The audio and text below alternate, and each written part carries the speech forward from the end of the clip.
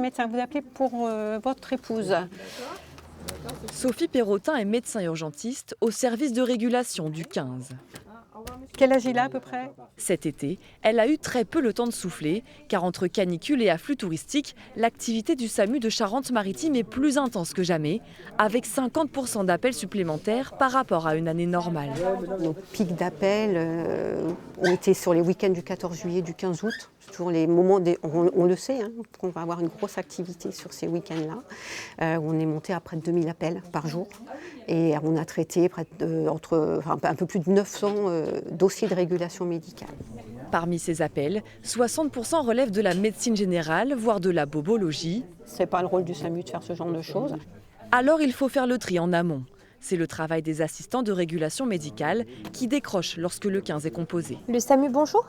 Dans des journées d'extrême activité, ils craignent de passer à côté d'une urgence.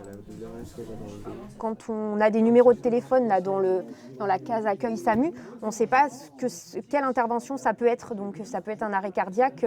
Donc effectivement, quand il y a une grosse liste d'attente, en fait, on ne sait pas si on répond à un mal de gorge ou un arrêt cardiaque.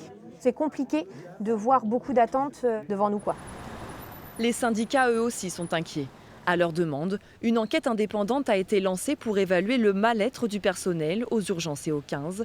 Pour cette représentante du personnel, le problème vient du manque d'effectifs et de moyens. Malheureusement, l'offre de soins devient de plus en plus limitée. Et ce qui fait que tout le monde régule le 15 parce que malheureusement, à partir de 19h30, c'est difficile d'avoir accès aux médecins généralistes et que le 15, c'est un service public. Donc les gens se ruent sur le 15. Pour soulager ces équipes, le SAMU envisage de faire appel aux élèves infirmiers qui pourraient prêter main forte au service de régulation dès la rentrée.